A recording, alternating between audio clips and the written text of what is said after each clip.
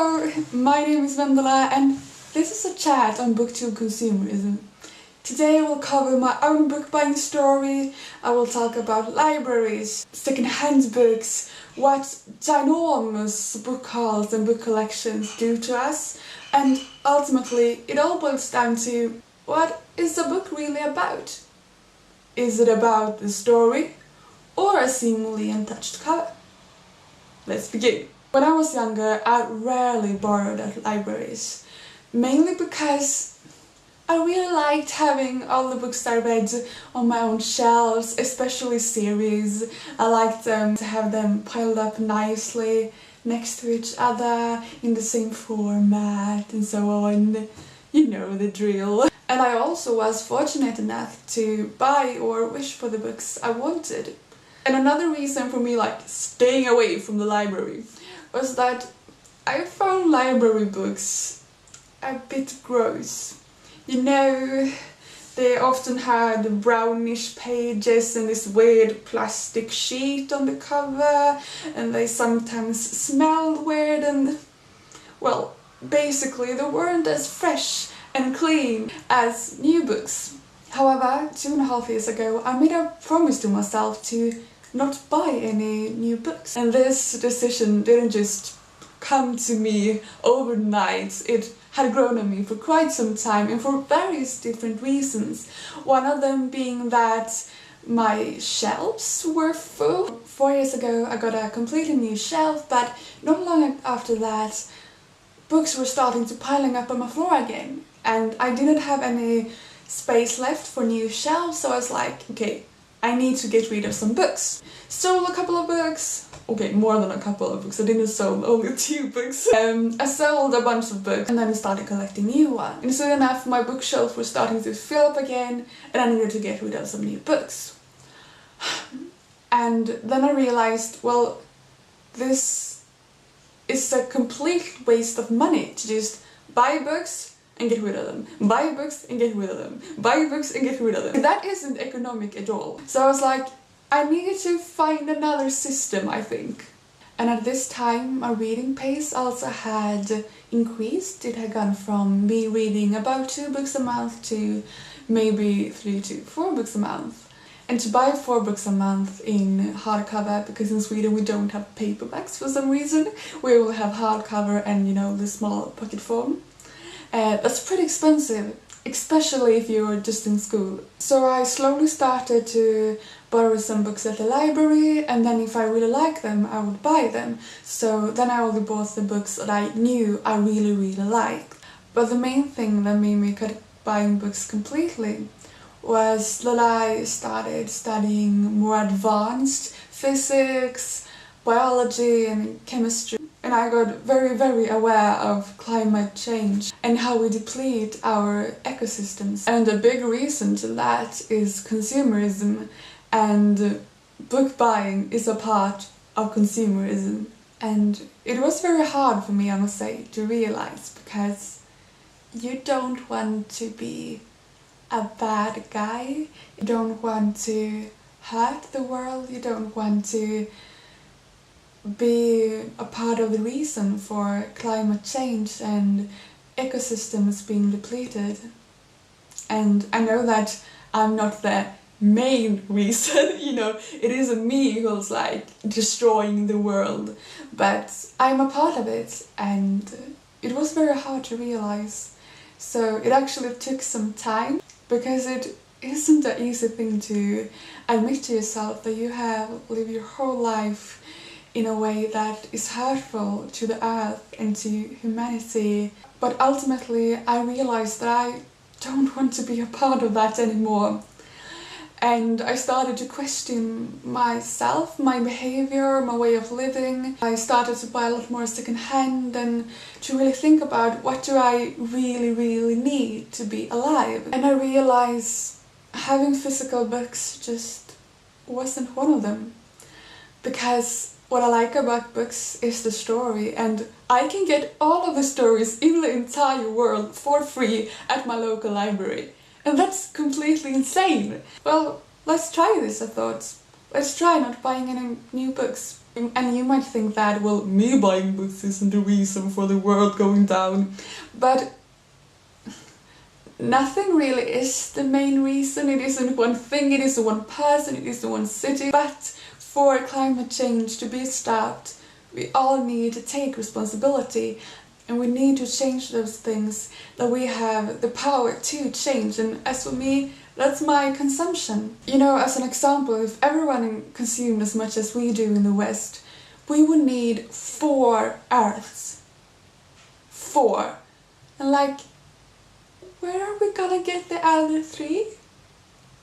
There isn't just 4 Earth floating around in space that we can just grab and hop onto. That isn't an option. Therefore we need to stop consuming things that we actually don't need to be alive and have a good life. Well, how did it go? Did I suffer for not buying any new books? Most important of all, could I hold my promise to myself? Did I buy any new books? Dun dun dun. I only bought 1 book, Paper Towns by John Green, on a gift card I received. And I also received a book I did not wish for as a birthday present from my cousin. So it has gone pretty well, I would say. So I pat myself nicely on the shoulder, and really it has felt really good. Actually, it really has. Overall, I'm amazed by how easy it has been not being surrounded by any new books. Maybe it's because I still have my old books in my room, but really I haven't thought about it that much. It's not something I dwell upon. Over these past years there has only been 4 books that I've been a bit sad I haven't been able to buy. And all of those books were books that I marked the heck out of. Like, I marked so many quotes in them, entire pages. And normally I write down quotes from the books I love, but that became ridiculous with these books. I mean, you can't write down entire pages from a book. You can't do that. But otherwise it hasn't bothered me at all. I'm content with just writing down my favorite quotes from the book, so I can read them whenever I want to, but I don't feel the need to have the entire book in my room. And if I want to read it again, I can just go to the library and borrow it for free. And it feels really good to do something for the environment. And when you come to think of it, it's kind of sad that we have books on our shelves for years and years and years, and maybe read them once or twice, or maybe we don't even read them at all. I still have books in my collection I've kept for 5 years, and I haven't even read them. Books are meant to be read and loved over and over and over again. They aren't a furniture. Books aren't made for just standing on shelves. They're meant to be discovered. Just speaking for myself, I know that I must wait at least one or 2 years before I can reread something. That's why I think this not book buying method works for me. But I guess it's different if you're a person that, I know some people read their favorite book 9 times a year. They have written things down in the margin because they love the book so much, and I'm not that kind of reader. I'm just content with marking my favorite quotes and then writing them down on my phone. And if you are one of those people that reread your favorite book all the time, go and buy it, because you can't borrow a book from the library permanently, so yeah. But speaking for myself, that doesn't happen to me that often. As I said before, over these past years there has only been 4 books, but exciting news coming up! I found one of these 4 books at a second-hand store, and it's I'll Give You the Sun by Jenny Nelson. I'm gonna go and get the copies so I can show you guys. I have proof, you know. Here it is. Can you see it? The title is in Swedish, Jag ger dig solen. And you can't believe how happy I got when I found it. I love having books on my head. As you can see, it's in great quality. The spine isn't cracked, and I know some people have a huge problem with that. And I've also found a bunch of other books on secondhand who's also been in great condition. Maybe read it once or twice. However, regarding library books, the quality is kind of mixed.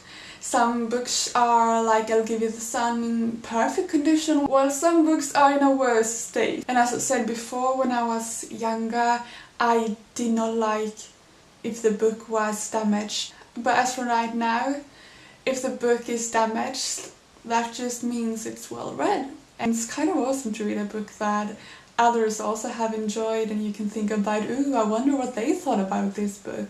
Back to secondhand books. Right now I'm on this exciting mission where my goal is to find every book that I love in secondhand stores. And let me tell you, it's so much fun, because you never know which books you're gonna find and you never know when, but suddenly your favorite book is there for $1. And it's like coming to heaven, so you can still have the thrill of buying books without having to buy new books. My dream is to have a book collection with books that I truly adore. So when people come home to me, they will know that these are my favorite books. And it will be a bookshelf about quality instead of quantity, and I think that's very cool. It will not be this overwhelming amount of books, which I feel now is the case at BookTube. I feel like the more books you have, the better. The goal is to have a book collection with 600 plus books. And I totally get it. When I was younger, I also wanted to have my own personal library. But the problem is that everyone does not have the finances to buy their own personal library. And it also encourages this insane consumerism. The earth doesn't have that amount of resources. But I'm not the one to tell you what to do with your money. It's your money, you've earned them. And I also totally get if you are being sent ARCs, you know, books to read before they get published. Someone has to do that, and that's great. I don't have a problem with that. And I absolutely don't want you to feel like I'm judging you for buying many books. Been there, done that, I totally get it, and I don't think you're a horrible person. However, if the guilt comes from inside of yourself and not from me, I encourage you to feel that guilt. I encourage you to question your own habits. Be brave. To sum it up, I hope that this video has inspired you to question your own book buying habits. And please leave your thoughts on book buying in the comments down below. I would be more than happy to read your thoughts. And until next time, take care of yourself and your fellow humans. Bye!